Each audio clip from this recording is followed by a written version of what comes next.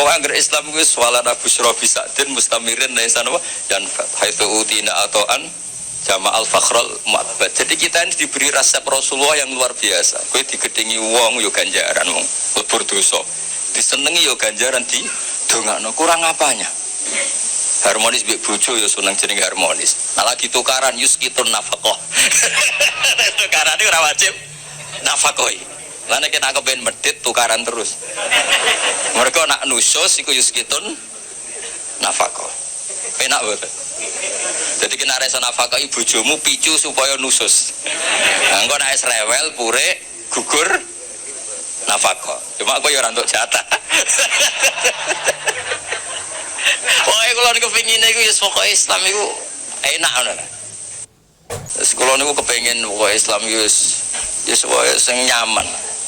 Pokoke wau kados gawe set Ali tadi asraqal kaunu bihaja bi wujudil Mustafa nawa Ahmad wali ahlil kauni nawa unsun wa sururun qad tajaddad. Pokoke anak Islam ku seneng.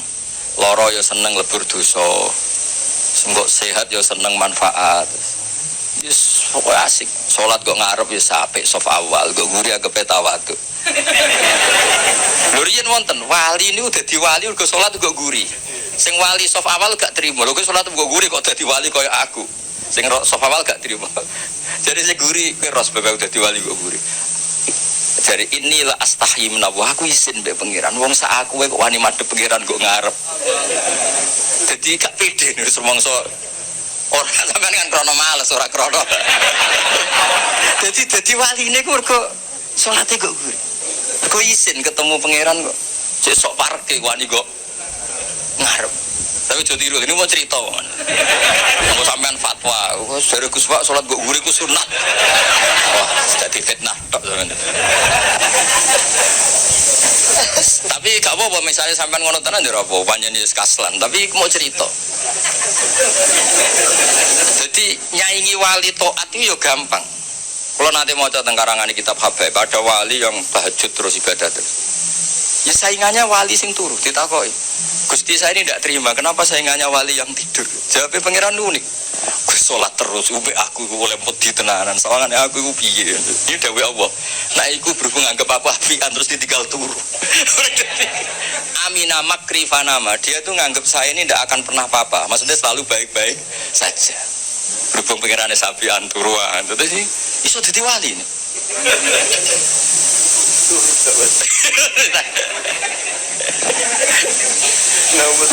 Naumusa'im ibadah. Terus jadi wali ora kudu sing serius. Niku urusane wali-wali nopo serius. Sampeyan ndak usah ngono. Biasa wae.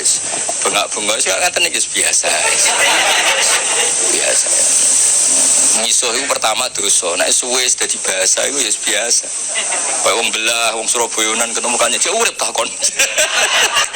Iku nek ning Jogja Solo kriminal, tapi ning Surabaya mboten to. Ngajak bojone ngono. Lho, rong bojo lho ta. Kowe ku nang Solo wah kriminal besar takon. Nak nang kene biasa. Pertama misuh ku haram, nek dadi adat yo ribet. Yo ribet. Mulane kiye-kiye nak maknani waelak wae aku bingung. Dimaknani misuh iku kadang didhawuhna wong saleh. Dimaknani matur nuwun, wong waelak kok maknane matur nuwun. Banyak riwayat-riwayat orang soleh itu ngedikan mbek muridnya waelak dah. Ada artinya apa? Lah kiai maknani bingung dimaknani misuh iki sing ngendikan wong soleh. Dimaknani matur nuwun wong waelak kok maknane. Ya sudah itu kalimat-kalimat yang dulu agak masalah lama-lama itu jadi adat. Ya sekarang usah ngaji ngono kedukuran ini mau cerita mawon. Ngene ngaji santai-santai ngono ini orang ngaji ra jelas. Wong kula yo diundang ditelepon dibajak ngoten mawon. Tapi barang apik niku wis apik wae. Cek bajakan cek asli anggar barang apik tetep apik tetep bae. Lha niki saksine wonten iki. Ade kalau yang jelas kalau niku seneng ya, kalau seneng akrab Habib Ahmad mergi mbak ini kalau diutang kata tapi bukan utang duit bukan. Setiap khol buyut saya yang mbahnya Mbah Hamid kan Hamid bin Abdul bin Umar, mbah saya Fatimah binti Idris bin Umar. Jadi setiap khol beliau mbah buyut saya itu beliau mesti rawuh. Ya akhirnya tak anggap diutang lah. Lah saya ikut itu sudah 4 kali. Jadi kalau mau nyaur 5 kali, mau susuk nih. Mau susuk. Jadi kata saya setelah ini mau aman, mau fahayu bi ahsana minha, mau susuk. Dan jadi mau bikin mau kalau ini kan rati perhitungan, namun kalau hitung, terus kalau suwon, kalau wingi disuwun ngaos teng keluarga Pacul Guwang teng Hajen kula nu mulang usul fikih. Kula niku pengagum usul fikih. Karena dulu Mbah Zubair, abaipun Mbah Mun pengagum usul fikih. Usul fikih itu satu ilmu yang menjadikan umat Rasulullah sallallahu alaihi wasallam niku umat sing marhumah sing mubarakah. Mergi mungkin nak semua kita pakai usul fikih termasuk para malaikat. Niku sampai nak turu iku ora darani hada tarokat tahajjud wa hada tarokal witra wa hada taroka qiraatal Quran wa hada taroka qiyamal lail. Itu memang fakta, setiap orang tidur pasti meninggalkan qiyamul lail, meninggalkan tahajud, meninggalkan witir. Tapi yakinlah ketika Anda tidur juga hada tarokal ma'asiya wa hada taroka dugem wa hada taroka delok dangdut wa hada tarokal ghibah wa hada taroka kada wa kada. Maka kita harus membaca Quran secara sempurna. Wa min ayatihi manamukum billaili wan nahar. Manam itu spesial karena di situ ada tarkul ma'asi. Tapi kalau kita tidak ngaji usul fikih, ya bawaane hasud mbek suudzon. Turu iki kebo ta santri. Lha iku nak sing turu alim, ngawur iki tarkul ma'asi. Jadi sampai harus punya penjelasan. Ngawur iki jenenge tarkul ma'asi. Dan aku goblok yang ngono lho, ilmu kok ana afate. Afatul ilmi dari kitab Ihya. Berhubung aku ora ndek ilmu, yo ora duwe afatul ilmi. Meskipun duwe afatul jahli. Tapi kan gak duwe afatul ilmu. Ngono ono kiai maca bab ulama suki ini nangis santrine tenang ae. Iku sing ulama iku aku ora ulama dadi santai. Wong ulama sok dikruitik nek Ihya santrine santai. Wong aku ora ulama. Akhirnya kayak ini sadar, saya kok tenang aja. Sak susuwe ulama cek mlebu swarga nak jual angel. Jadi kula suwun wae jenengan sing syukur ya nanti umat medhit alhamdulillah karena ngringakno napa bisa. Kula nu bangun pondok iku rapati iso ngakhiri. Yo gara-gara kakan wong lomo. Artinya nak Gus niki arto nggih bangun pondok. Tak nggo pribadi ra mungkin. Yo nggo wae yo masalah. Untung kalau di pekerjaan kata, kalau gak ada royalti teng kampus ya karena saya punya buku. Itu saja rezeki saya yang mingkas biadi. Ini relatif fleksibel kalau nganggu. Nah rezeki ngoten kan ribet, auditnya berat. Mulane Mbah Mun iki bangun pondok terus, jare Mbah Mun dawuh iki ngoten. Nek wong titip nggo bangun pondok, ape lahiran yo ora iso wong titipe nggo pondok. Nah kadang-kadang kiai kepingine ono salam sampai 50 juta iku nggo pribadi, ben iso polah sithik. Tapi rata-rata wong lomo iku nakalan. Nak 100.000 pribadi anggere wis 50 juta munggah iku nggo pondok. Padahal karepe kiai dhewe gak ngono. Tapi mulane para wong sing lomo mbok yo mikir lah kiai juga banyak kebutuhan. Riyen zaman Nabi mboten angger sahabat matur Nabi isna ma badalak. Saniki mboten purun nek di atas 50 juta nggih.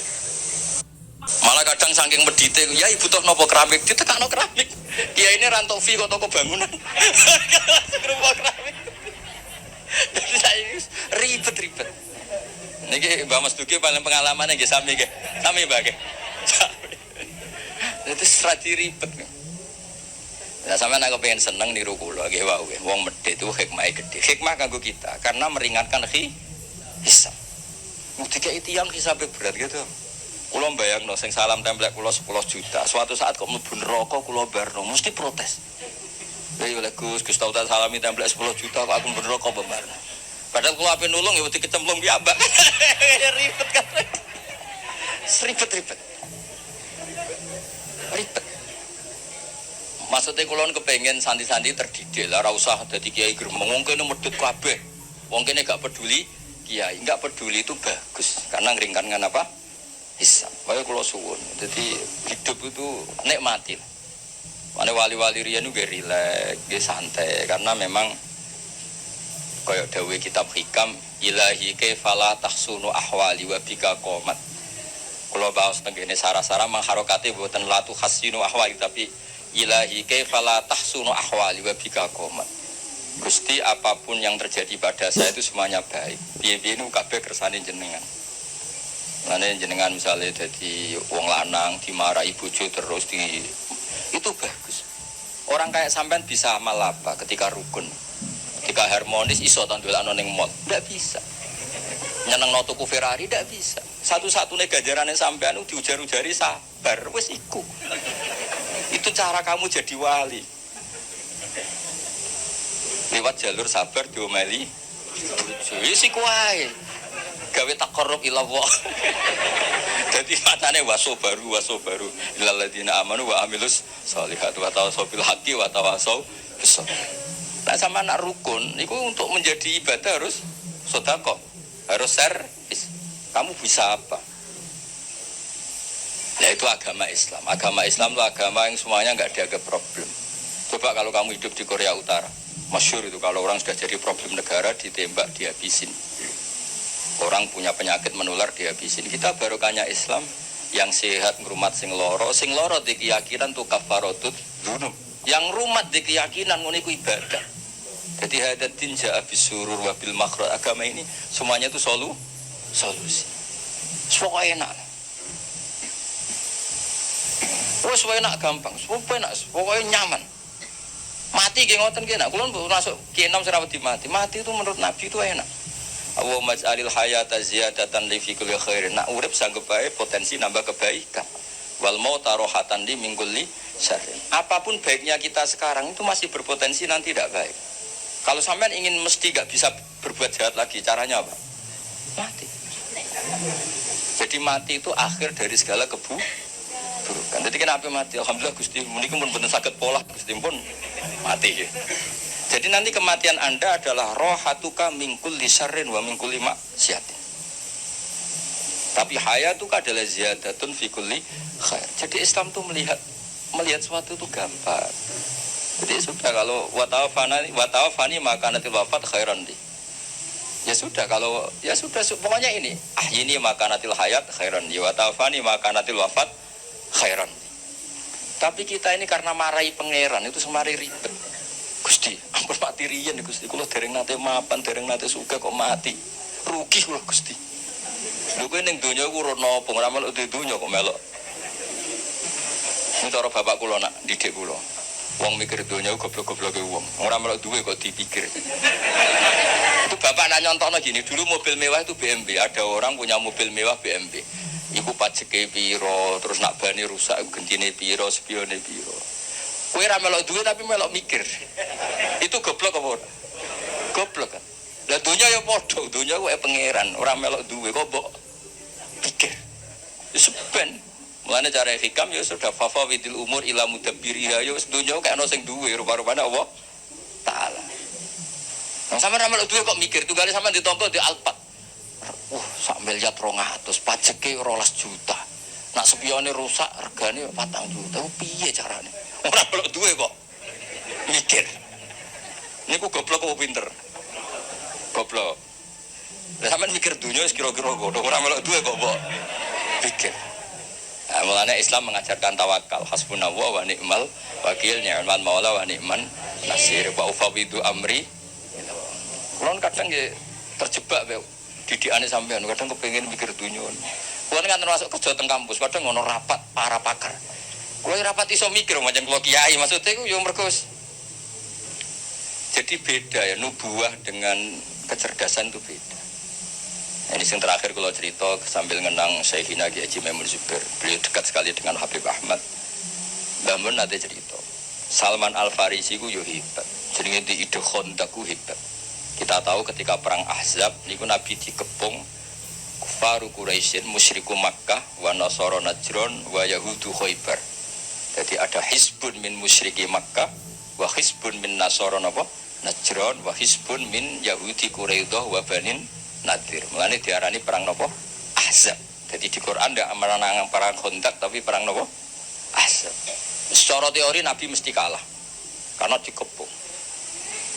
Karena mesti kalah itu Nabi rembukan.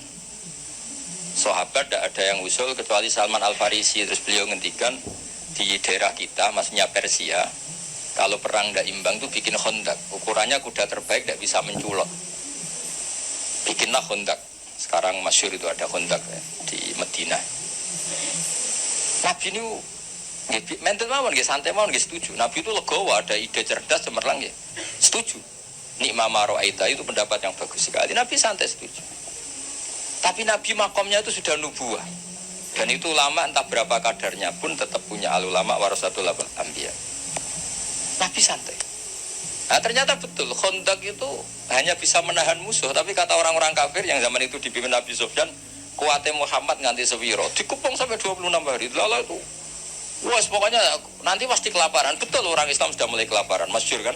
Sampai jadi mujizatnya Nabi ketika dahar di Jabir bin Abdullah, satu kambing kecil cukup untuk makani pasukan perang Khandaq atau perang Ahzab. Yang paling saya kenang dari Dewi Mbah Mun itu begini. Saya masih ingat dulu kalimatnya seperti ini, tidak saya tambah, tidak saya kurangi. Tapi pangeran gak terima. Nak nabinya kalah cerdas sampai sahabat. Saya masih ingat kalimat itu. Pangeran gak terima. Nak nabinya kalah cerdas sampai sahabat. Jadi Khandaq itu hanya bisa menahan musuh, tapi tidak bisa mengalahkan musuh. Karena Nabi ini mufawwid ilallah, Nabi tawakal sama Allah, fa arsalna alaihim riha wa junudal lam tarawha. Akhirnya Allah yang turun tangan. Ono lailatin baridah, lailatin muslimah. Ada rihan bari dan rihan asifan yang semuanya meluluh lantakan orang kafir. Sampai Abu Sufyan memutuskan pulang.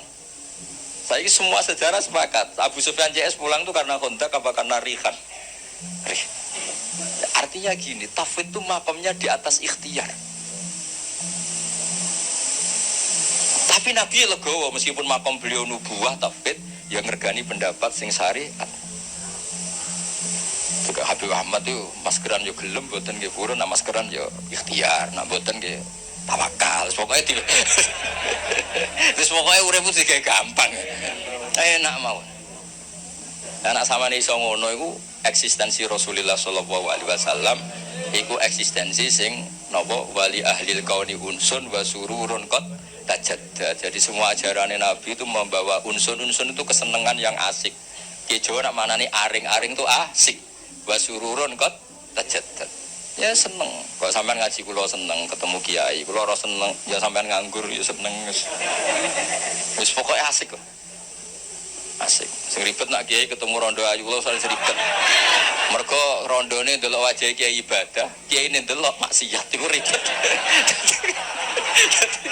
Lane ribet. Kulo nu sering ditamu ayu-ayu yo ribet. Ribete wae kono ndelok kita iku ibadah. Kene ndelok iku. Semoga disepuro pangeran. Tapi kalau cerita, soalnya kalau kepengen orang Islam itu senang. Seperti mawon agama ini kompetitornya banyak. Wong nganti maksiat itu mergo golek seneng. Kalau kita mengawal taat dengan tidak senang, saya khawatir daya tarik taat itu hilang. Ya wong nganti maksiat mergo golek seneng. Makanya kita harus usahakan taat itu senang. Makanya Nabi kalau nyebut sholat itu roha.